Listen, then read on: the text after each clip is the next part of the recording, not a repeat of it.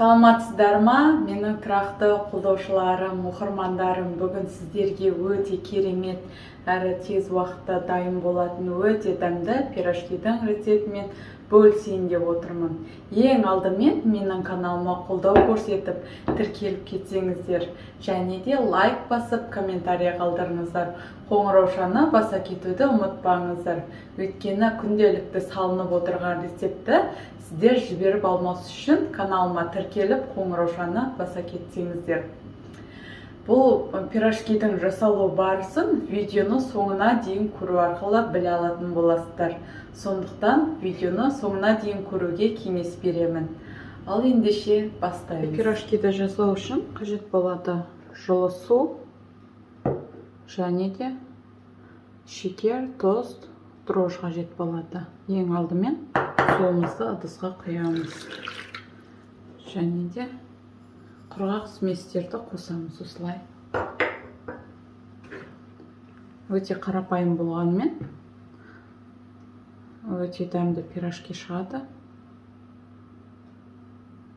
Осылай ішіндегі тұзды, шекерді, дрожжды ертіп аламыз.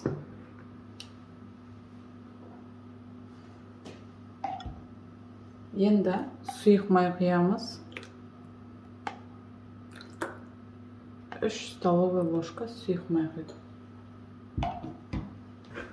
Тағы да бір араластырып, ұн қосып, қамыр елейміз. Аз-аздан ұн қосып отырып, қамыр елейміз. Бисмиллахиррахманиррахим.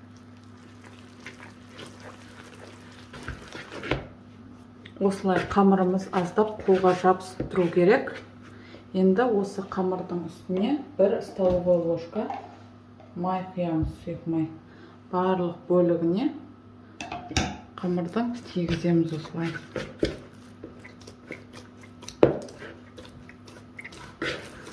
Қамырымыз дайын болды. Енді осы қамырды ашытуға қоямыз. Арасында 2 мәрте қайтарттыру керек. Сонда біздің пирожкиіміз өте ашығанда да жеңіл піседі пісуде. Қамырды ашытуға қойған уақытта осылай картошка мен пиязды дайындап аламыз. Ең алдымен пиязды майдалап турап қуырамын. Пияздың үстіне тоз бұрышын қосып, майда қуырып алып, піскен картошкаға салып араластырамын. Маған осы 2 пияз жетеді. Егер көп қосамын десеңіздер, өз қалауларыңыз бойынша начинкасын дайындай берсеңіздер болады. Картошканы суда пісіріп аламын тек.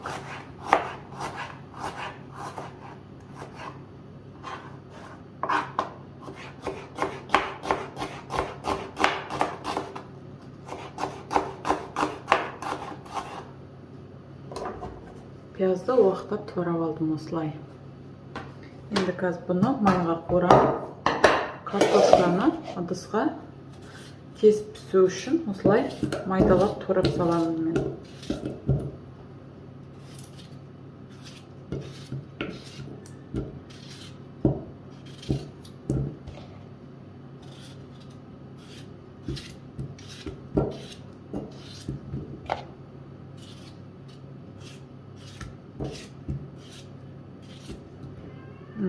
Су қойып пісіріп алатын боламын. Суыған картошкамыздың үстіне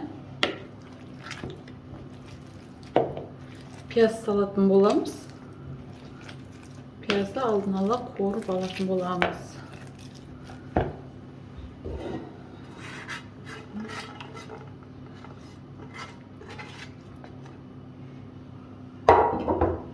Өздеріңіздің қалауларыңыз бойынша пиязды көп қоссаңыздар да болады. Начинкасын өз қалауларыңыз бойынша жасасаңыздар болады жалпы.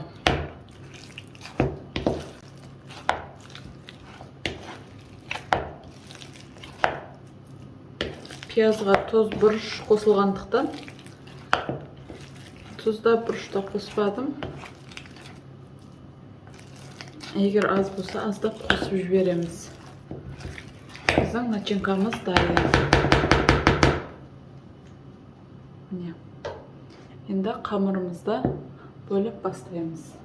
Ашыған қамырымызды қолымызды майлап алып, өзіміздің керек мөлшерде бөліп аламыз. Қолдарыңызды майлап алсаңыздар, оңай жұмыс жасауға оңай болады. Осылай барлығын бөліп аламыз. Таразымен өлшесеңіздер де, не көз мөлшерімен өлшесеңіздер де болады.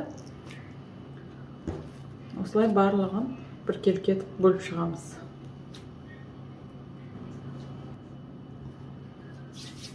Аздап қолымызды майлап, қамырды қолмен жаямыз.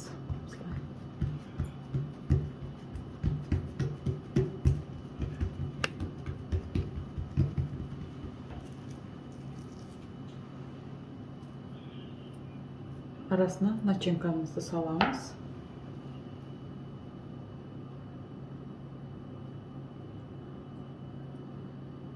Жақсылап бүгіп жібереміз.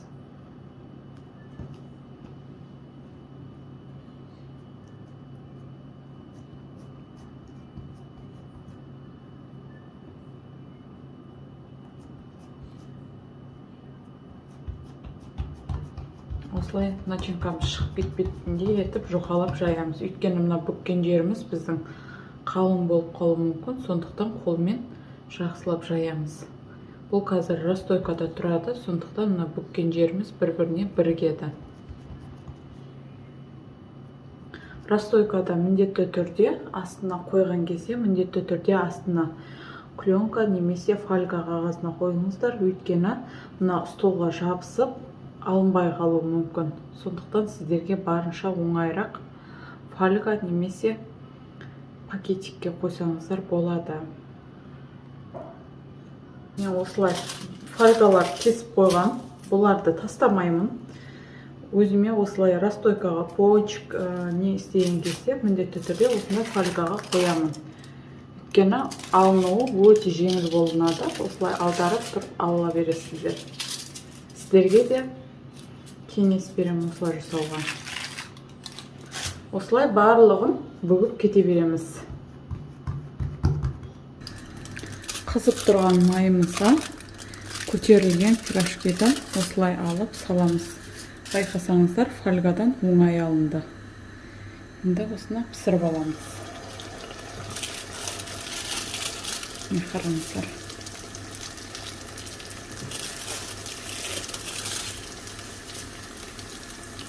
Фольганы кейін қайтадан қолдансақ болады, ешқандай да жыртылмаған.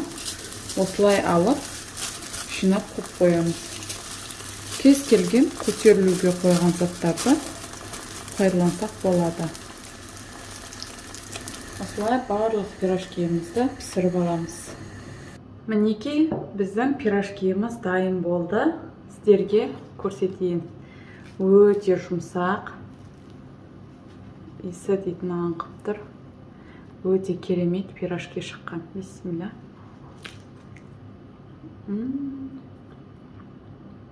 Дәмі дейтін просто супер. Сіздер де менің рецептіммен жасап көріңіздер.